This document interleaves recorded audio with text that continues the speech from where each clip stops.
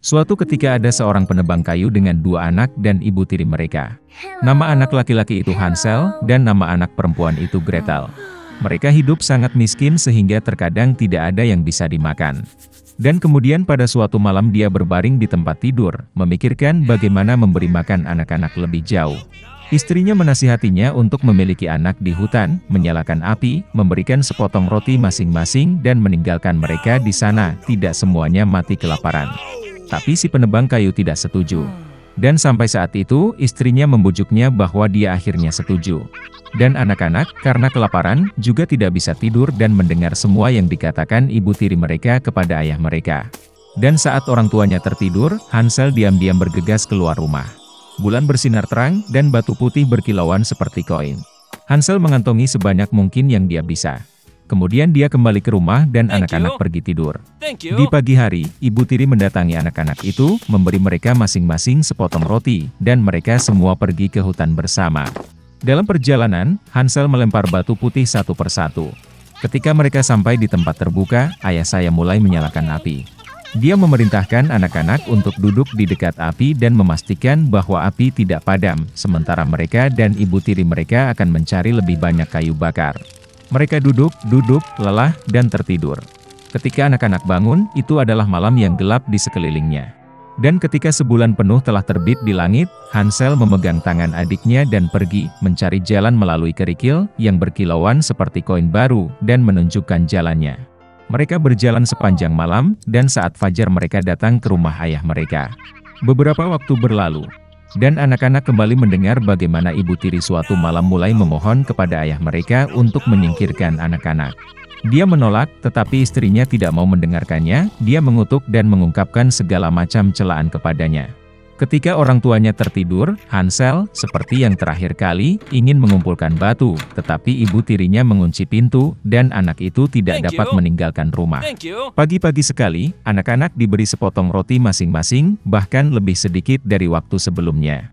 Dalam perjalanan ke hutan, Hansel mencabik-cabik bidak di sakunya dan melemparkan remah-remah itu ke tanah. Ibu tiri membawa mereka lebih jauh ke dalam hutan. Sekali lagi api besar dinyalakan, dan sang ayah memerintahkan anak-anak untuk mengawasi api sementara mereka dan ibu tiri mereka membelah kayu lagi. Saat jam makan siang tiba, Gretel membagikan sepotong rotinya dengan Hansel. Dan mereka tertidur. Kami terbangun saat malam yang gelap tiba.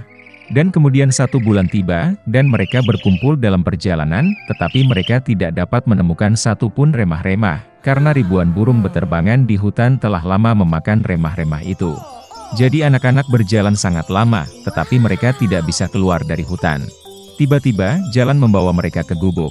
Saat mendekat, anak-anak melihat bahwa rumah itu semuanya terbuat dari roti dan biskuit, dan jendelanya terbuat dari gula murni. Hansel mengulurkan tangan dan mematahkan bagian atap, sementara Gretel pergi ke jendela dan mulai menggerogoti jendela.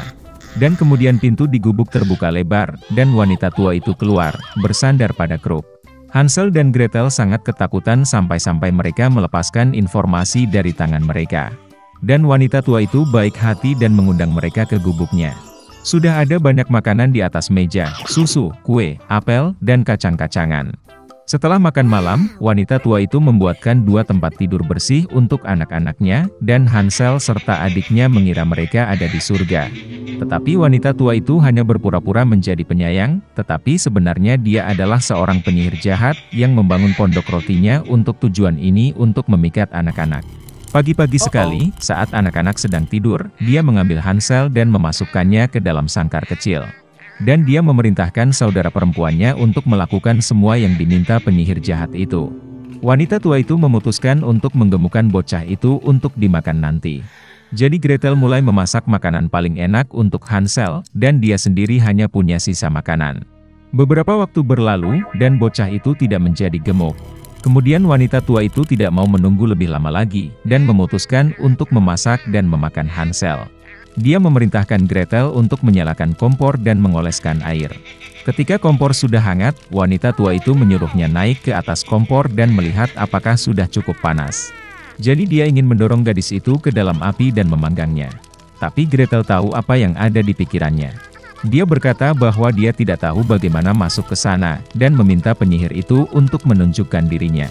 Wanita tua itu marah dan naik ke dalam oven. Kemudian Gretel mendorongnya dan membanting penutup di belakang penyihir itu. Wow, betapa mengerikan wanita tua itu melolong. Gretel sementara itu bergegas ke Hansel dan membuka kandangnya. Setelah membebaskan saudara mereka pergi ke kamar penyihir, di mana ada kotak-kotak mutiara dan batu berharga di semua sudut, mengisi kantong mereka dengan mereka dan pulang. Selama beberapa hari anak-anak mencari jalan pulang. Hutan tampak semakin akrab, dan akhirnya mereka melihat rumah ayah mereka di kejauhan. Betapa senangnya dia melihat anak-anaknya hidup. Hansel dan Gretel menuangkan semua mutiara dan permata yang mereka ambil dari penyihir itu ke lantai. Tidak perlu memikirkan tentang makanan. Dan mereka mulai hidup, dan bersukacita. Dan sang ayah mengusir ibu tiri yang jahat itu keluar rumah. Suatu ketika hiduplah seorang janda miskin, dan dia memiliki seorang putra, Jack, dan seekor sapi, Belianka. Sapi memberi susu setiap pagi, dan ibu serta putranya menjualnya di pasar, dan begitulah cara mereka hidup. Tapi pernah Belianka tidak memberi susu, dan mereka tidak punya makanan. Ibu memutuskan untuk menjual sapi itu dan membuka toko dengan hasil penjualannya. Jack mengambil kendali di tangannya dan membawa sapi itu ke pasar. Tidak lama setelah dia tiba, dia bertemu dengan seorang lelaki tua yang luar biasa. Dia bilang dia ingin menukar sapi Jack dengan kacang. Dan dengan kata-kata ini dia mengeluarkan segenggam kacang aneh dari sakunya. Orang tua itu berkata kacang ini ajaib. Mereka perlu ditanam pada malam hari, dan pada pagi hari mereka akan tumbuh sampai ke langit. Jack menjadi sangat tertarik dan setuju. Anak laki-laki itu pulang lebih awal. Ibu sangat marah karena dia memberi sapi perah di seluruh daerah itu untuk segenggam kacang yang tidak enak. Tapi Jack ingat kata-kata lelaki tua itu, dan memutuskan bahwa tidak ada yang bisa dilakukan, dan menanam kacang di halaman. Dia naik ke lotengnya, sedih, dan tertidur. Di pagi hari, Jack bangun dan melihat sesuatu seperti pohon besar di halaman. Dan ternyata, buncisnya bertunas, dan batangnya yang besar terus tumbuh ke atas hingga tumbuh sampai ke langit. Jack melompat ke batang dan memanjat seperti tangga. Dia memanjat dan memanjat dan memanjat dan memanjat, sampai akhirnya dia mencapai langit. Di sana dia melihat jalan yang panjang dan lebar yang membawanya ke sebuah kastil besar. Jack pergi ke gerbangnya dan mengetuk. Gerbang terbuka, dan seorang wanita jangkung berdiri di ambang pintu. Dengan gagap ketakutan, anak laki-laki itu meminta sesuatu untuk sarapan. Raksasa wanita itu membiarkannya masuk, tetapi memperingatkannya untuk tidak menarik perhatian suaminya, karena dia kanibal. Dia membawa Jack ke dapur.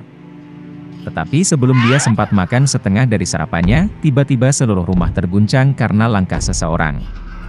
Anak laki-laki itu tidak terkejut, dan langsung melompat ke dalam tungku. Dan pada saat itu juga kanibal memasuki ruangan. Yah, dia sebesar gunung.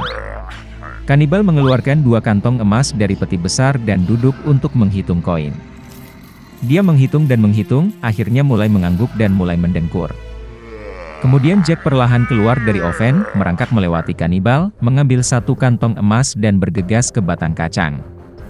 Dia melempar karung itu ke bawah, dan dia mulai menuruni batangnya semakin rendah, sampai akhirnya dia menemukan dirinya di rumahnya.